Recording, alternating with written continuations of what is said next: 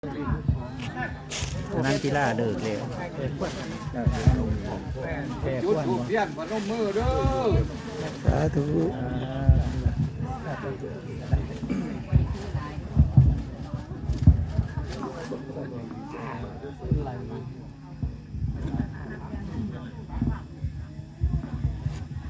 มานั่งก็อยู่ได้ตุกติดดินได้ตุกสดโดดยืนเนาะสูงมูบ่ได้บ่อยากพยาบาลบ่ได้แล้วเบิ่นบ่สดเล็กน้อยบักหากันเลยสิมาทำพิธีเลี้ยงบ้านเนาะนั่งเจ็บท่านน่าสิ่งศักดิ์สิทธิ์ทั้งหลายวัดเทวดาฟ้าดินมาเป็นสักขีพยานเด้อเนาะคุณแม่เจ้าธรณีคุณล่ะให้มาเป็นสักขีพยานคุณคำนำให้กินคำเป็นดินในยุลูกเพิ่งลูกเพี้ยนก็ได้ทิมได้ฟ้าหอนย่ำนี่ก็เลี้ยงทุกปีเนาะป่านี้ที่ทำพิธีเลี้ยงบ้านเลี้ยงเจ้าปูเนาะมาหลายผู้หลายคนจักเท่าได้หมู่บ้านนี่เนาะมันเป็นที่เพิ่งทางใจของไอ้เฮาเนาะแต่ถึงไม่ดึงดำบันมาแต่พร้อมบ้านแต่ก้อนบ้านเนาะตะกี้เป็นแนวนี้ได้ตะกี้ว่าแต่ไปเห็นแล้วพิษไม้โดดได้ตะกี้เนาะปล่อยมาจับเป็นมวนอยู่บ่จับปล่อยเพิ่นเข้าใจมันคนที่ไม้มันหวังอยากแน่จังหน่อยกันว่าโลมให้โหลดไว้จังหน่อยเอาเยี่ยมเนาะพี่น้องเอากราบพร้อมกันเอากราบ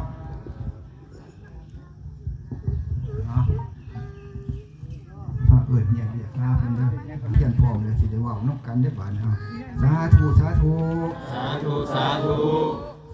เจ้าปู่เจ้าตาเจ้าแสงดับกาเจ้าฝ่ามุงเมืองคุณหมอเทาทำเขาหลวงยาไนกะห้อยยาหน่อยสงคอนกะโลกกะล้านผ่านปีนหงพะเนียดพะเนาน้ำเผาน้ำแพงยาเลี้ยงกล้วยหนึ่งผาลายยาเลี้ยงง้วนุ่งผาพลอยจาหน่อยจาใหญ่ไปลงไปใต้ผาใดผาดางหดว่างแต่น้ำดีผีหอดกรุงศรีอยุธยาเป็นเขตครับขืนเขตทางกำไฟเหนือหดใหม่หลมแดงเมืองแดนแก้วบอกผู้ขาเอิญเฮียกแล้วเชิญผู้เจ้าทุกเจ้าทุกตนบอกขาเถิดสาธุสาธุสาธุอนุโมทนาคล้องเส้น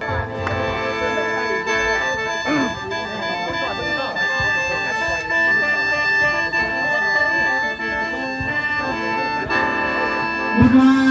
สนาไม่มรณนี้หน่อยบอกคอยที่ใดผู้ใดจำได้ไหมผมสมัยคนเขาพี่น้องเคยทำเขาตั้งแต่กี้พระมวลคือจังไหนตำควรเอาที่บามิจอยแทนเชียหน่อยกลางเหินเงินบ่ลอยเงินบ่ไหลแฟนบ่อยู่ขาดทุกประถมเมื่อเอาเสียงลำมาคอมเพลนในที่ไว้พวงอะไรอันแค่ไหนผมสายซึ้งเศร้าแค่เคยให้แต่ปีก่อนเอาเสียงขอวิ่งวอนขอเป็นจงช่วยโอ้ยมาเที่ยวไว้อย่าในกันเสลมพันโอ้ยนะ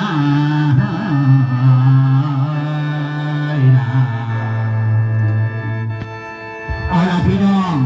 ถึงเดือน6มาแล้วเลี้ยงจะพอปูตาพอใหญ่ควรผ้าทำสู่ปีดอกแก้วนี่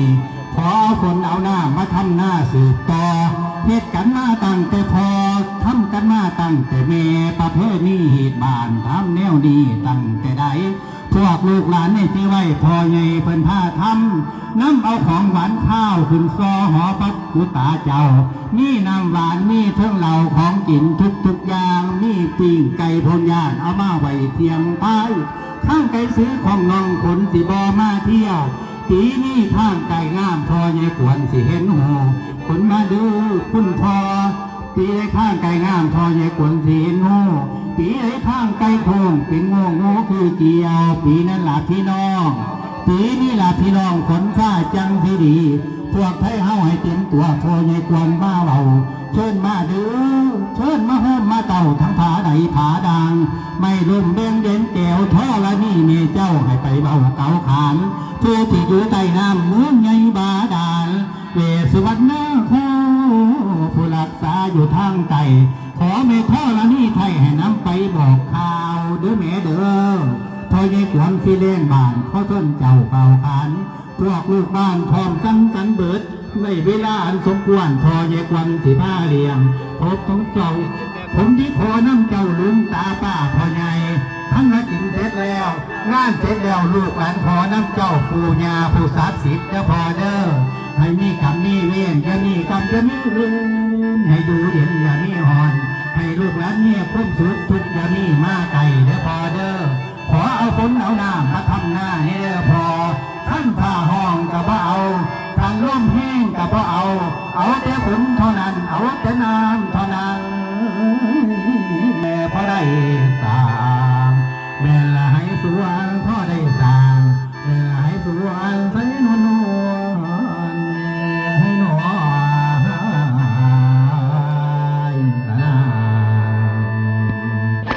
บ้านรวงบ้านเจียบนี่แต่เข้าดอนมองดอนแสนพันบ้านหน้านวลหน้าตาพอมีเฮาพงเสือเรื่องปูปลาอาหารเข่าพุ่มเน่าเป็นกะยูบ้านพวกคอยผู้มีแต่ญาติพี่น้องพงเสือดอกเท่าเดียวผมที่ได้กระเบาประวัติเก่าเดิมดาบ้านโน่นหน้าบ่ท่านมีหน้าซ้ำห้างบ่ท่านจัดดอกแก่ปางข้าวนั้นไพ่มาหันมาเข่าพุ่มเน่าอยู่บ้านเกียรติเกิดอึดอยากมากแทนผ้ากันสางดอกไม้สวนได้ชวนพี่ได้น้องออกหาบอลทำกินต่างกับผ้ากันจับทีลิ้นจ่องไรตั้งแต่ก่อนว่ามีปืนมีแต่หน้าหน้าผ้าหนอกขาพัวหาอะไรของเถิดเนื้อพ่อใดดอกกูกิน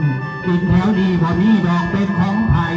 หาอะไรของกินฟ้านมูก็แต่เห็นนมผมก็พ่อจำได้ประวัติเดิมบ้านดอนลายพ่อใหญ่ถอกมาเห็ดไทยพวกไรกวงไรเนื้อไก่มาเด่นทับกำนี่สมูตั้งตีดีน้ำหมอกรอบ่มีหยุดทาละมูคนจ่าตั้งแต่ปางข้าวนั่งพ่อใหญ่ได้มาตั้งรุ่นหน้าตั้งแต่ก่อนพ่อใหญ่ทอนจนได้ตั้งพื้นบ้านดอกดินฐานออกจากบ้านดอนไรเป็นดอนติกแถวนู่นหน้าซ้ำห้างกระจังมีภูมิบานพอสิผ้ากันเรามีน้ำบ้านดอนไร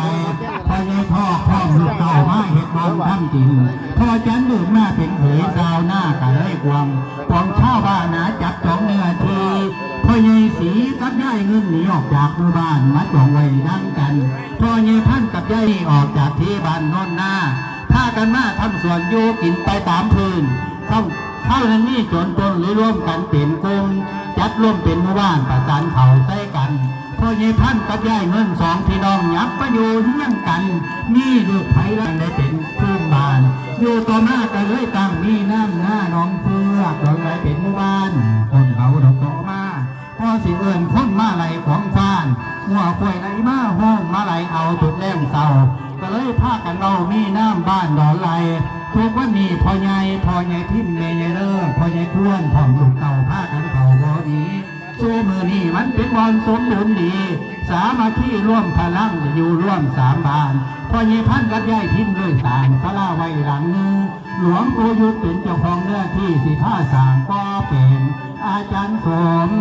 อาจารย์ว่านี่สั่งพระไว้องค์บักใจให้คนเห็นอยู่ต่อมาเลยมีพระเวเศร้ากระหายอ่อนพัดสนมเดินดันพากันออกหาเที่ยวมานอนเย็นอยู่สลาหน่อยฝันดีแล้วบ่อยากหนีพระผู้นี้มาจากเมืองอุบลอาจารย์พุทธามาพักสามสลาหลังเขาตกมาปี35คนเลือกกันไปทั่วเลข3ตัวทางนั้นรวยขึ้นผู้สุพรเริ่มกันมาตั้งแต่ต้นหลวงปู่ยุทธเพิ่นท่าทำพ่อใหญ่พิมพ์หมูปะธรรมพ่อใหญ่พันตั้งท่ากันจอบาดาลดอกกลหาทางนามพ่อได้3 พรรษาแล้วอาจารย์พุทธาใหญ่กับปืนบางเก่าอาจารย์ข้าล้มกับปู่แก้วได้มาทำอยู่ประจำอยู่ต่อมาหลวงปู่แก้วคุณพ่อประดิษฐ์แก้วชิ้นพ พ่อเยปองแก้วชิ้นมหาสำเร็จที่ในกระทำมีมนต์หลวงปู่แก้วขึ้นไปอยู่ผู้เขาเงินสร้างเจดีย์อันสมคำสง่างามเหลือล้นคนมาดูมาเที่ยวฟังทำบ่ได้ขาดเป็นเพื่อญาติสายพี่น้องท่องเที่ยวดอกเอาเดียวมีคนมาท่องเที่ยวก็คิดว่ามันเหมาะสมไผมาชมมาเห็นกะบาพ่อทำได้อาจารย์พุทธาก็เลยตั้งศิลาวัดป่าเป็นธรรมทานศิลาท่องจนกระทั่งสู้มือทุกจนมือหอดพอถึงพอ4849คนเขาว่าจำศีลปฏิบัติธรรมะต่อมาทุกวันนี้ปี50มีคนดีมาพอใจดีดอกร้องอุบลเป็นบ้านใจกว้างได้ลองเห็นมาทำบุญบ่เว้นเป็นวันพระหรือวันศีลเป็นสิ่งของเงินทองมอบถวายบ่มีอันเป็นเงินพันเงินร้อยผลมาบ่ได้ขาดวัดคำพาศิลาทองอนาคตข้างหน้าลุงป้าให้ซอยกันอุปถัมภ์อาจารย์ใหญ่ที่ละพรน้ำสกุลดวงศิลป์จังเป็นดวงดีหล่นแม่คำพามาคำได้พากันสามกอประตูโผงคุ้นพอไปวัดธรรมคนนั้นได้ผ่านเห็นเป็นตัวอย่างให้พี่น้องผู้เกิดไม่รุ่นหลังท่านอาจารย์ที่ละพลขอให้มีความสุขทุกคนในเครื่องเจ้าอย่ามีเหงาอย่ามีง่วงในจิตใจให้สดชื่นสร้างโรงเรียนพุทธเมตตาให้บูเด็กนุ่มน้อยเขาได้ทำเฮียนการทำดีอยู่ตัวมือนั่นละพอคือความจริงสร้างศาลาการประเรียนให้แก่สงฆ์องค์เก่าบุญมาโฮมมาเก่าดวงสินสมซื่อให้พ้นจาพ้นลือเพชรอีหยังให้ลุลวงขัดสมดานเวลาดังวางขัดสมดานดังพระสง